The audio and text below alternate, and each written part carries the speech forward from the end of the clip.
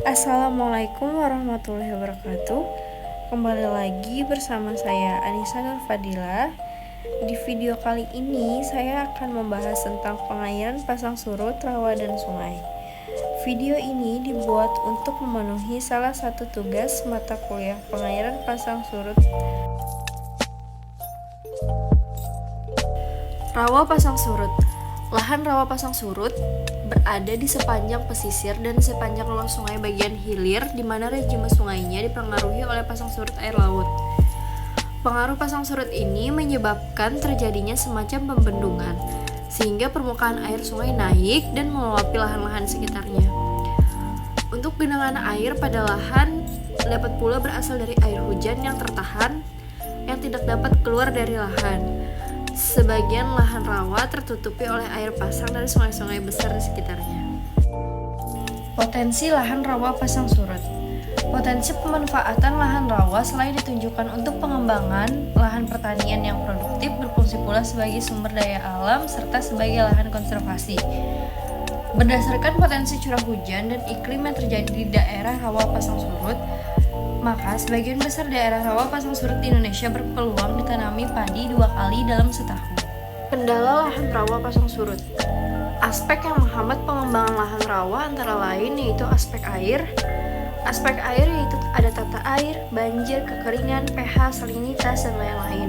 Untuk aspek tanah, pirit, gambut, mudah tumbuh gulma, miskin unsur hara, dan lain-lain. Untuk aspek sosial, budaya, ekonomi, yaitu pemukiman, pemasaran, penggarap, sarana transportasi, keterbatasan modal, keterisolasian, dan lain-lain. Dan ada pula aspek lingkungan. Untuk daerah marginal juga terdapat permasalahan dari aspek lingkungan, di mana terjadinya perubahan lingkungan dengan cepat yang akan menimbulkan masalah seperti hama, gulma, dan penyakit manusia. Masalah lain mengenai penyediaan air tawar, operasional dan pemeliharaan, jaringan irigasi atau drainase, dan infrastruktur pengelolaan hidrolik juga merupakan permasalahan yang terdapat pada daerah rawa. Sungai pasang surut. Sungai pasang surut adalah sungai yang aliran dan ketinggiannya dipengaruhi oleh pasang surut air laut. Bagian dari sungai yang lebih besar terpengaruh oleh pasang surut adalah jangkauan pasang surut.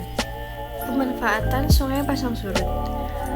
Air sungai akibat peristiwa pasang surut air laut dimanfaatkan dengan melakukan pengempangan atau pembendungan untuk membentuk irigasi pasang surut, sehingga diharapkan pada saat pasang, air dapat membawa air tawar masuk ke lahan, dan pada saat surut dapat terjadi proses pencucian lahan dan membuang kandungan tanah sulfat masam atau kandungan lainnya yang dapat merugikan tanaman.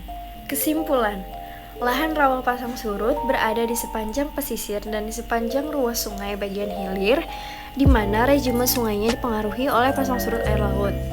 Potensi pemanfaatan lahan rawa pasang surut adalah dijadikan sebagai lahan pertanian. Untuk sungai pasang surut adalah sungai yang aliran dan ketinggiannya dipengaruhi oleh pasang surut air laut. Untuk pemanfaatan sungai pasang surut adalah untuk membentuk irigasi pasang surut. Sekian pembahasan dari saya mengenai pasang surut air laut.